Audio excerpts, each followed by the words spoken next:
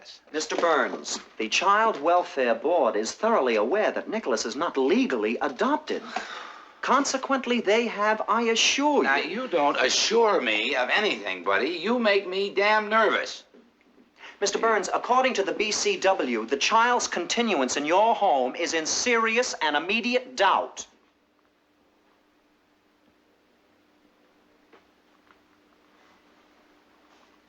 Burns, aren't you at all willing to give some evidence in your favor for our report?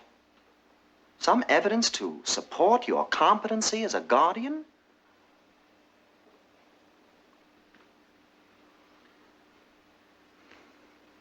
All right, Albert.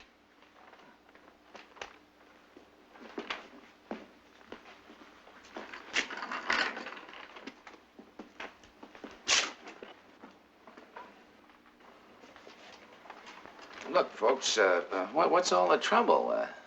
Nick is my nephew. He's staying with me for a while. He's visiting. How long has he been here? 7 years. Nicholas's father, where is he? Well, that's not a where question. That's a who question. Nicholas's mother, she is still alive. Ah, my sister is unquestionably alive. But her responsibility to the child... Well, now, for 5 years, she did everything she could for the child but get married. Now, that's not easy to understand, since she used to get married to everybody. You might call Nick a bastard. Or a little bastard, depending upon how whimsical you feel at the time. I tell you, folks, I got a real social worker's paradise here. Well, my sister Elaine arrived here one day with 2 suitcases, a hat box, a blue parakeet, a dead goldfish, and a 5-year-old child. A few days later, she went downstairs to buy a pack of filter-tipped cigarettes. 6 years later, she returned for the suitcases and the hat box. Now, the parakeet I'd given away, the goldfish I had long since flushed down the toilet, and the 5-year-old child had, with very little effort, become 6 years older. When Elaine returned for her luggage, I reminded her of the child and the pack of filter-tipped cigarettes. And then, I don't know, I slapped my sister. Sister cried at some length and then proceeded calmly, briefly, to explain to me her well-practiced theory on the meaning of life. A philosophy falling somewhere to the left of whoopee. Well, that was almost a year ago, and I still got Nick. But, I'm sure she must have had some concern about Nicholas, about the child. His name is not Nicholas, or even Nick. You see, not having given him a last name, Elaine felt reticent about assigning him a first one.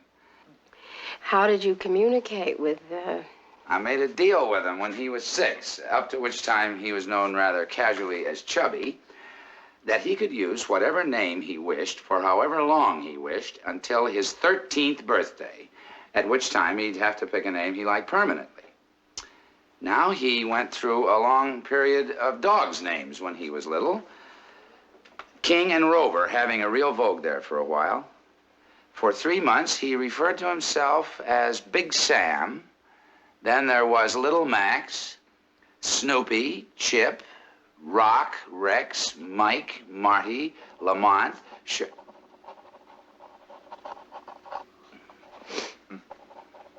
Chevrolet, Woodrow, Lefty, the Phantom. He received his library card last year in the name of Raphael Sabatini. His Cub Scout membership lists him as Dr. Morris Fishbein. Nick seems to be the one that'll stick, though. his mother? Where? Well, Elaine communicates with my brother and myself almost entirely by rumor. Well, I don't think I've left anything out. I was not aware that Nicholas was an O.W. child. O.W.? Out of wedlock. For a moment there, I thought you meant prisoner of war. I think it's that natural warmth of yours, Albert, that leads me to misunderstand. Yes, but as concerns the child... where is the child? You preferred not having him here anyway, Albert. I'm perfectly aware, Sandra, of what I prefer and what I do not prefer. I don't care for that tone of voice at all, Albert. Sandra, I understand perfectly what has happened here. We have allowed this man to disturb us, and we have both gotten a bit upset. Now, I really do feel that it's time we got over to that family problem in Queens. It's there in your file. The Ledbetters, the introverted child. I've given an unreasonable amount of time to this case. This interview, I'm afraid, Mr. Burns, has reached Albert, a I point. personally feel that it would not be advisable to leave this particular case at this particular Sandra, time. we have done here this I morning. feel that we've not really given Mr. Burns a chance. Sandra, it's time we left for Queens. Here's the Ledbetter file. I'm staying here. Sandra, I've decided to pursue this case. have we lost all professional control? You just go yourself to the Leadbellies. You go on to Queens, why don't you? May I just talk to you for a moment, please? Dear, what is this? What's happened to you today? What are you doing? I'm doing what I think is right. I understand how you feel, Sandra, but there's nothing But more... are you really going to leave that man here like that?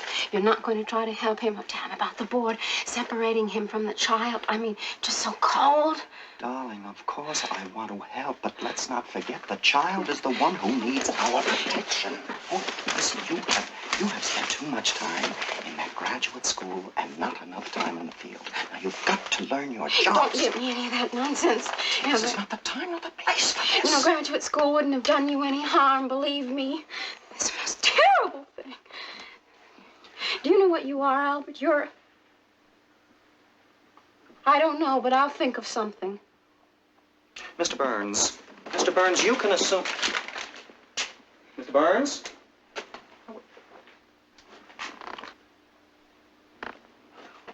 Oh, Mr. Burns, you can assume at this point that Miss Markowitz is no longer involved with your case. Now, the board will be informed that she's no longer involved with this particular case. I mean, her continuing to discuss your case at this point is entirely unofficial. You can dismiss any conference which may resume when I leave, after I leave here, from your mind. And regardless of what you think of me... I think you're a dirty O.W.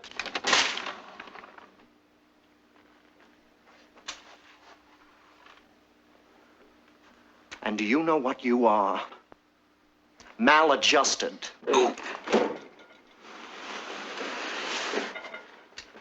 afternoon, Mr. Burns. Good afternoon, Sandra.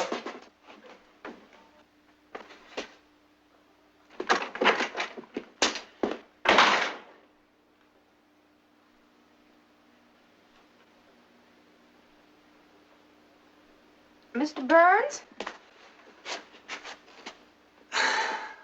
Mr. Burns, I must apologize to you. We have put you have been put at a disadvantage this morning, Mr. Burns, because you've been involved in a personal problem that has nothing whatsoever to do with your particular case. It's entirely wrong for me to give you this impression of our,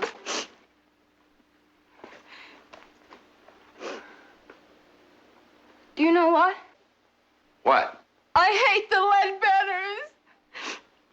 Well, I'm sure once I got to know them, I'd hate them too. Mr. Burns, you don't understand. Some of the cases I love and some of them I hate. And that's all wrong for my work, but I can't help it. I hate Raymond Ledbetter, and he's only 9 years old. But some of them I like too much, and I worry about them all day long. It is an obvious conflict against all professional standards. I didn't like Raymond Ledbetter, so I tried to understand him, and now that I understand him, I hate him. Can I get you a cup of coffee? Albert is gone, and I just lost my job. I wrote out what my married name would be. on a paper napkin last night after dinner. Mrs. Albert Amundsen, to see how it would look. We were going to be married. It was all planned. Mrs. Albert Amundsen on a napkin. You have to understand, Albert. He's really a very nice person when he's not on cases. He's a very intelligent man. But last month, I fell asleep on him twice while he was talking to me. Do you have to sit there? Please go away. Why don't you go away? But I live here. I would like everybody to go away. Could I get you a pastrami sandwich? I don't even know you. I am crying right in front of you. Please go away. Now, you're really going to have to stop crying because I'm going out of my mind here. I cry all the time, and I laugh in the wrong places in the movies. I am unsuited to my profession. I can't do anything right. Last night, I burned an entire chicken. And after 7 years of school, I can't work, and I've got no place to go. An entire chicken. Oh, this is an awful day. What am I going to do? Oh, Miss Markowitz, this is a beautiful day. And I'll tell you why. Look, you're really a jolly old girl, and you are well rid of Albert. You have been given the rare opportunity of returning the unused portion and having your money refunded. But my work, what am I going to do? But you're a lover, Dr. Markowitz. Yeah, you are a lover of things and of people.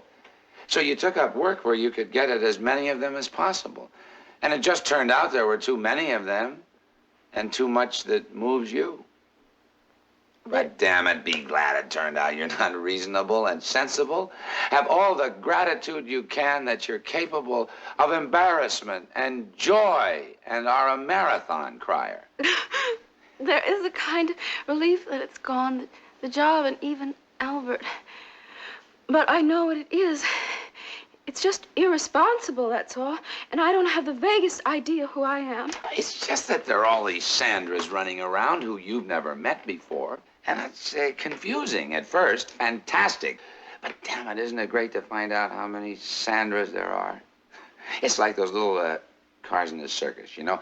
This tiny red car comes out, hardly big enough for a midget, and it putters around, and suddenly its doors open, and out come 1,000 clowns whooping and hollering and raising hell.